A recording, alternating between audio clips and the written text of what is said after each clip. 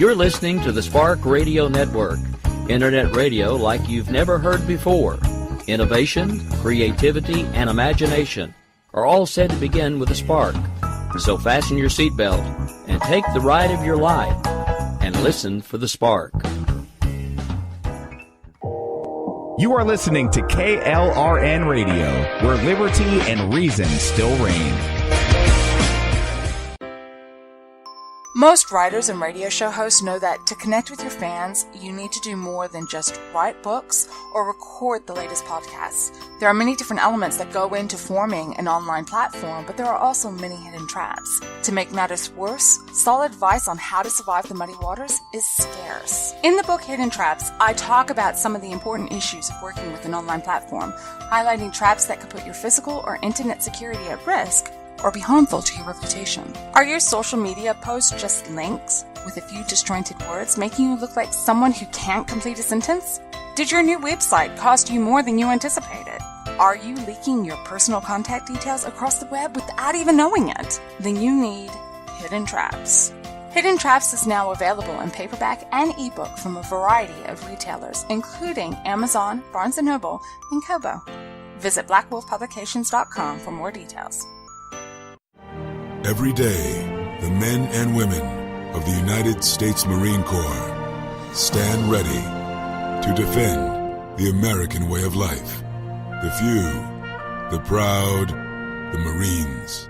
If you're 85 or younger, would you like peace of mind and comfort for your family? We're Final Expense Direct with an urgent message for you. The average funeral today costs over $8,000, but the most you'll get from government benefits is $255. How will your family pay the difference? We can help. Our senior plans start as low as just $1 a day and pay up to $30,000 for a funeral and other final expenses. Peace of mind is easy. There's no medical exam. You'll have lifetime coverage, and your plan can't be canceled as long as you pay your premiums. Call now for free information about our senior plans. Answer a few simple questions and receive approval right on the phone. Plus, call right now and we'll give you a discount prescription card for free. Call 800-553-8687. That's 800-553-8687. Again, 800-553-8687.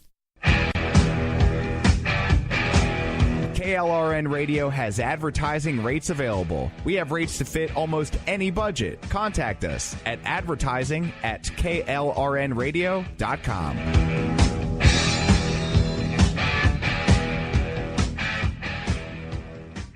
At St. Jude, a family never sees a bill at all. It's like the world has been lifted off of your shoulders.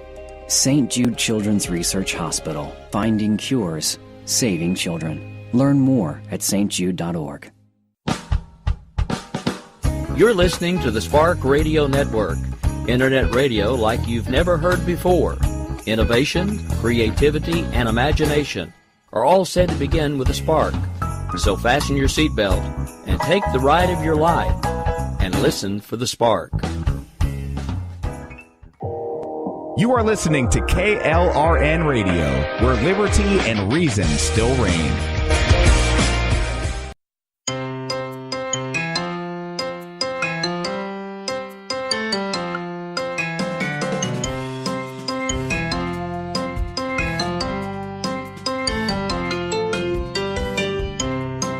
The world around us is an amazing place filled with beauty and with science. But let's face it, sometimes the science can be so confusing that it takes a PhD to understand it. Well, you're in luck. I just happen to have a PhD. Come and take a seat. Perhaps I can explain the world around us in a way we all can understand. Welcome to Conversations in Science. I'm Dr. Judy L. Moore. Call me Doc. Hi, guys!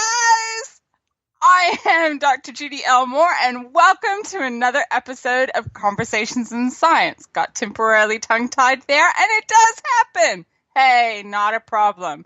Meanwhile, I wanted to say welcome to all of you, and sometimes science does take a little bit of a confusing turn. Well, for those of you who are new to the show, the way it works is that I try to explain science in the way we all can understand, but my little cohort and producer, Jesse...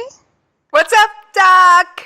Hey, Jess. It's Jessie's job to make sure that I don't go too technobabble on you, and so you all can understand what it is I'm talking about. Right. Today is actually a very special day. Well, it's a day in some respects I wish I could forget. Today is September 4th. Jess, do you know what the significance is between September 4th? Well, given you're in New Zealand, I'd have to say earthquakes. Yeah, earthquakes. We are talking in September 4th in 2010. The Christchurch, which is the city that I live in, was struck by a 7.1 earthquake. It's a pretty nasty thing. So we are now talking 7 years later, and we're still recovering. But I thought today I would talk about what the mechanics are behind an earthquake, because New Zealand has actually suffered from a lot of big earthquakes over the last several years. We had the 7.1, that was in 2010. Then, of course, 6 months later, Christchurch got hit by a 6.3, which basically leveled the city. That was in February 22nd in 2011. Then we got hit by another earthquake that was a 6.1 in June of 2011, also Christchurch. Then we get hit by earthquakes that are in the Melbourne Sounds, which are also of the order of magnitude of 7. Then we also get hit by ones that are in, just up the road, Kaikoura. That was last year, just before Christmas. We got Kaikoura basically gained land, dare I say it, and it rippled all the way up and down the country. Pretty much the whole country felt it. It was a pretty big one. So I thought I'd talk about the mechanisms behind earthquakes and explain where they come from and how they are perfectly natural, even though they are incredibly frightening. So Jess, what is the first question that you can think of that people really don't understand about earthquakes? Well, I know an earthquake is when the earth kind of shake, rattles, and rolls, for lack of a term. But why do they happen, Doc? Well, the earth is actually made up of a bunch of different sections of land sitting on top of lava, or magma as it's also known. So basically we have a liquid core to our planet. So all of our crust of our earth is actually just sitting on top of liquid, and it's going to move. Let's face it, the whole earth is a living beast. But that land, the crust of the earth, is not a solid piece of crust. Let's think of it from the point of view of, I don't know, let's take little cracks of ice, okay? If you go out to a lake that has a surface of ice over the top of it, and when that ice starts to melt, it's going to crack in different ways, and each little sheet of ice is going to move in different directions with respect to each other. Yes? Yep, sounds about right, Doc. Okay, so the Earth's surface does exactly the same thing. There's little sheets of little land that's all connected, and believe it or not, the ocean sits on top of that, and then it all moves with respect to one another, and it's going to move in different directions. As a consequence, you're going to have different forces coming in place, and it's going to do different things every time. All right, Doc, so this is a lot less like the crust on my bread that's one big crust, and more like monkey bread where it pulls apart and you pull one piece and everything shifts. Yes, it's exactly a good analogy. Very good analogy, that one. So, okay, what I want you to do is I want you to think about some of the forces and some of the things that you can do. So if you were to put your hands to get flat against each other and sort of push your tips of your fingers together, and I want you to try to keep your fingers straight, but keep pushing together, you'll find that your fingers, you can't stop them. They're going to want to bend out of shape to accommodate the forces that you're adding. And that's what some of the tectonic plates on the Earth's surface do. They press against each other, and that's how we get mountains. You get this two pushing together, and it's pushing the land up. Wow. That's also how we get new islands as well. Wow, that's fascinating. Well, okay, Doc, so how do you explain why some islands disappear? Okay, well, sometimes instead of pushing against each other equally, what happens is you get the tectonic plates, one sitting slightly underneath the other one. So if you were to put your fingers, take your hands and rest your one set of fingers over the top of the other, and then slide your hands together, one hand is obviously going to go up and the other one's going to go down. And that's what, again, some of the tectonic plates are doing with respect to one another. In New Zealand, that's exactly what we've got. The Pacific plate, which half of the country is on the Pacific plate, and the other half of the country is on the Australasian plate, which has got Australia on it. And the Australasian plate is actually underneath the Pacific plate. So as it's pushing against each other, Australia is going underneath New Zealand. I don't think they like to understand that, but that's basically what's happening. So we've got the whole of the west coast on the South Island is actually losing land, but the whole of the east coast on the South Island of New Zealand is gaining land. It's a really fun, interesting thing. And that's what happened in Kaikoura, is that things suddenly shifted and it gained land. We had a whole extra meter to 2 meters of land that wasn't there before because of the way the tectonic plates move.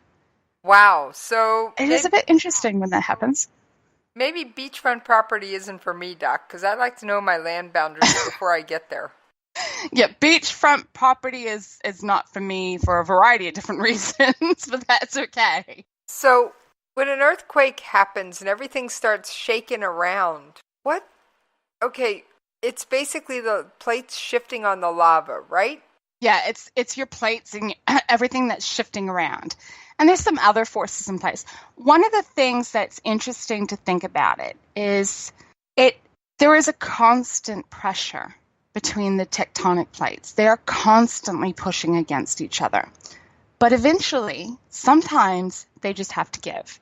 Think about if you were to put your hand up against a wall, okay? And you're going to push hard against that wall with your hand and your body weight. But at the same time, I want you to try to pull your hand down. Eventually, that downward pull that you're putting on your hand is going to overcome the friction that's caused by you pushing against the wall. And eventually your hand's just going to go sliding down that wall and it's just going to go. That's what happens with an earthquake. That's basically what happens. But it's not necessarily one solid move. Sometimes it's a bit stuttered. And you get this, you've moved slightly, and then you've moved again, and then you moved again. And that's why you get things like aftershocks with earthquakes, because you'll get a little bit of a force movement, and then it's got to go again, and then it's got to go again. And eventually it will settle down. It just takes, in the terms of earthquakes, it takes years, not minutes, as I really wish it would. Wait a minute, Doc. It can take years for these plates to finally settle back into place? Yeah, it can. And that's why Christchurch and that's why parts of New Zealand, we're still suffering from earthquakes. If I was to look up a GeoNet, I can almost guarantee GeoNet is actually the earthquake monitoring system that's in New Zealand. I can almost guarantee that there would have been at least another 3 or 4 earthquakes, probably in the time frame that we started talking. They're just so small that I wouldn't have noticed them. Okay, so not never mind. all... I've become desensitized, but so not all earthquakes are huge. No. And the earth is always moving. And that's the thing. When you're starting to talk about something that's of a magnitude 2, that can feel like a bus just went down the street. And it just happens to ripple. It hit the underground pipe system at the wrong angle, and you can feel it slightly shake. In fact, that's probably closer to a 3, something that's of a magnitude 3. But when you start talking about a 4, yeah, your drapes will move quite nicely, quite happily. When you're talking about a 5, not just your drapes will be moving, but pictures and everything else will be quite happily moving. And if you're not used to them, you are probably diving under the table going, what's going on? If you're used to living with them, you're more of, do I need to move? Is this going to get bigger? Do I need to worry about this or not? But it's going to quite happily shake a few things around and knock a few pictures over. A 6, yeah, your heart's going to start racing, and dare I say it, you're going to want to move.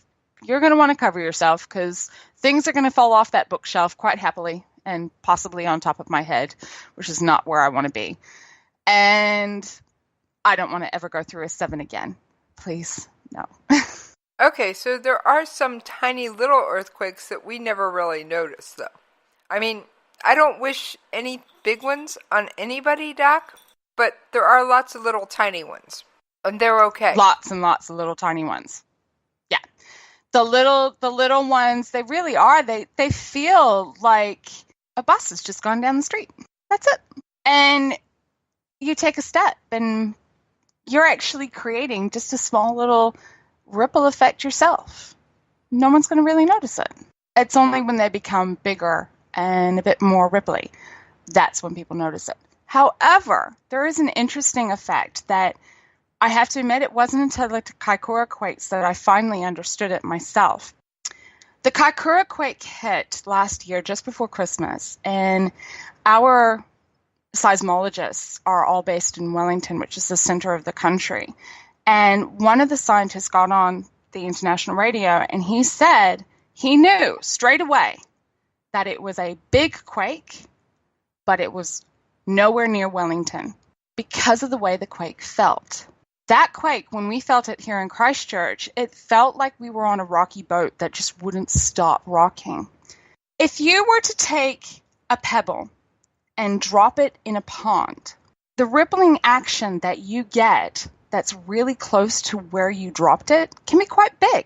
But the further out you go, the less of an impact they're going to have on the surroundings that are sitting there floating on the pond. So if you were to take a toy boat and put it, say, I don't know, a good foot away from where you're dropping the pebble, it's going to rock back and forth on these waves. And that's what that quake felt like. We were just rocking back and forth, and it didn't stop. But if you were to move that boat and put it very close to where you're going to drop that pebble, you're going to run the risk of that boat toppling over. It's potentially could flip. Wait a minute, So when Doc, you have an earthquake... you were rocking Yes. and you didn't stop? You stopped It felt eventually. like it didn't stop. It went for a good 30 seconds. And 30 seconds, if you were to time it, that actually is a long time. Yeah. It didn't stop. It kept going. It's just like, this boat, are we gonna get off the boat now, please? Please, pretty please. I'm sorry, I don't like boats. I'm not a fan of boats, and I really don't like them when my house turns into a boat. Coming back to the train of thought that I had, where if you to take that toy boat and put it right next to where you're dropping the pebble, you run the risk of toppling it over. That can be equated to the concept of if you are located really close to what we call the epicenter, or where the quake actually started. So if you're sitting sort of right on top of the epicenter, you could potentially topple over. You might still stay upright because you never know, that boat's may not topple. You could survive, but you are definitely going to feel that ground going out from underneath your feet. It's definitely going to go. But a bit further away out, and it just rocks back and forth. And you're just wondering who turned your bed into a boat. That's all. Is that Sounds why? weird, doesn't it? Is that why American geologists or seismologists say that California is, because there's a fault, the San Andreas Fault runs pretty much along the border of California, that one of these days California could actually fall into the ocean? Yeah, and the thing is as well is that is, again, it's another fault line where part of the fault or one of the fault of the plates, not part of the fault, one of the plates involved is underneath the other side. So if that fault goes, not only will the land drop off into the ocean, it will actually go underneath the bulk of the land. It's pretty scary to think about it, that that's the way it could easily go. So you could easily drop instead of gaining land, where New Zealand will go the other way around. It's looking at the Pacific Plate in particular is always interesting because it's one of the largest technological plates on the Earth. It encompasses one of the largest areas. The thing that's ironic about the whole thing is that it's the Pacific Ocean. The Pacific Ocean pretty much outlines the Pacific Plate. Big area. Huge, Doc. That's huge. Now, I want to remind you of something you told me. Now, you said this off air, I'm pretty sure, but I'd have to go back, and I don't have time to dig through all the audio files to check. After the Kaikoura quake, I think it was, you told me there was going to be another quake on the other side of that plate. And sure enough, Japan got one. 6 months later, we had one in Japan. Yeah. Basically, the way you can think about it is, imagine you have a whole bunch of people sitting in a line, and they've all got their hands sort of pressed together, but you've got somebody's wrist or hand around your wrist, okay? And if one person in that line goes, the next person is going to feel the pressure build up, and they're going to be resisting not just the own pressure that they've got between their own hands or their own section, but they're going to be resisting that force that's pulling on one of their hands as well. And then so on down the line. So what you get is you get this ripple effect. One goes, the next will eventually go. And then the next will eventually go.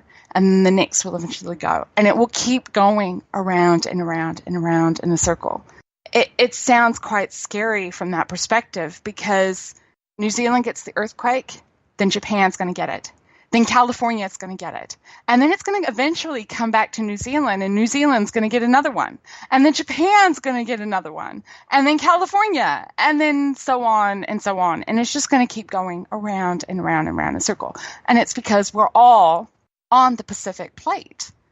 We all sit there in parts of the Pacific Plate. Okay. It's scary. Another question for you, Doc. Yes? We know this much about earthquakes. How come they can't predict them like they can hurricanes? This is the thing, and this is why New Zealand was like, it was a seismologist's candy shop when the September 4th quake hit. It was because it was a fault line that no one knew existed. In New Zealand, we have the Alpine Fault, and that goes right along the Southern Alps of New Zealand. It is one of the biggest faults. It equates to the San Andreas Fault. It is a huge thing. And when it goes, if it finally goes, trust me, I'll know, and I'll be hoping and praying, and I'll be, yeah. But there are other little tiny faults and other little sections that happen. It's a bit like a braided river, actually. You'll have the main delta that's associated with that river, but you might have little fingers that go off in little directions. And sometimes with that braided river, you'll get new fingers that show up that you didn't know they would follow. It's exactly the same thing with an earthquake. It's a different force. It's a different thing involved. You'll have things that you know about, and then you'll have little fingers that you didn't know about that suddenly go off. And that's why we can't predict it, because we don't know when these things are going to go. And the thing that's interesting about it is that when you're looking at how the land has moved, you can predict an era. So you can say with a reasonable certainty that a certain fault line goes and it gives way every 400 years. But your margin of error on that 400 years might be 50 years. So you don't know if it's going to be 450 years between the previous incident and this one, and the new one coming, or if it's going to be 350 years. You don't know. And that is that's 100 years difference if that's your margin of error. How do you predict that? How do you narrow down 100 years down to this day? You can't. It can't be done. I think I get it now, Doc, because, I remember you saying that, and sure enough, I kept my eye on the news, and Japan did get one, and then California, and I was just like, wait a minute, Doc was right. You can look at, and what it is with that instance is that you can watch, from experience, you can see it, the tectonic movement, and this is going to be the pattern, and you can recognize that pattern.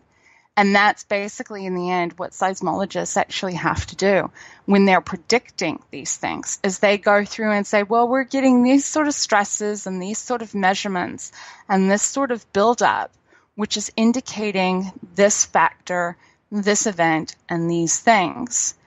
And they can make intellectual guesses as to what's going to happen. And when I said that you're probably going to get something in Japan and then followed by California, that was basically what I was doing, is I was using intellectual guesses. I was taking factors that I knew about and piecing it together, going, probably. It's hard to explain. I know. It's really hard to explain. Now, when we were prepping for this show, I went out and we talked about the sound of an earthquake, and you said you couldn't describe it. So I went out and found an audio file that you said really does sound like an earthquake. Oh, gosh, what are you going to play for me now? Okay. An earthquake, Doc.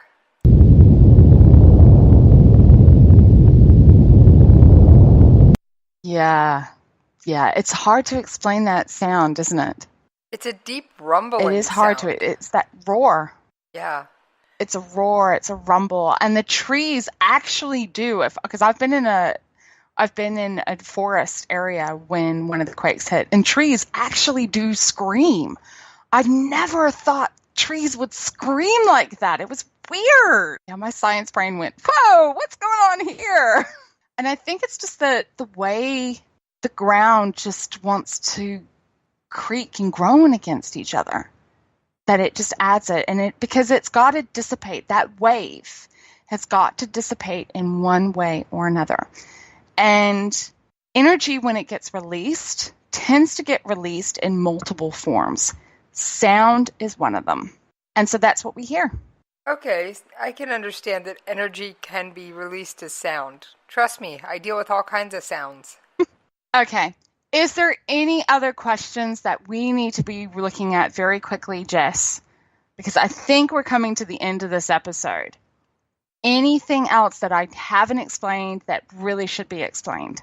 I think you covered the basics, because this isn't our first show on earthquakes, Doc.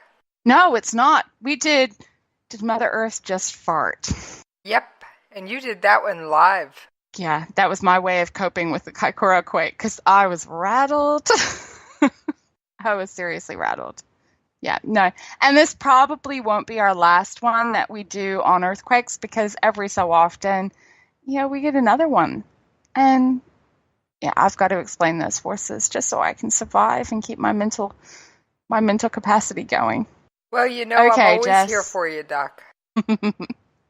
Okay, Jess. So if there are no other questions, I think call this one done.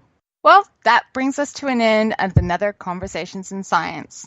If you have any questions about science and about some of the world around us, feel free to drop me a line. I'm on Twitter, and you can find me at Judy L. Moore, or you can look me up on Facebook, Judy L. Moore, or you can drop me a line on my personal website, judylmoore.com. I think you're seeing the pattern here. Then, of course, if you are interested in some of the other projects I do, which is the writing and editing, feel free to check me out on blackwolfeditorial.com.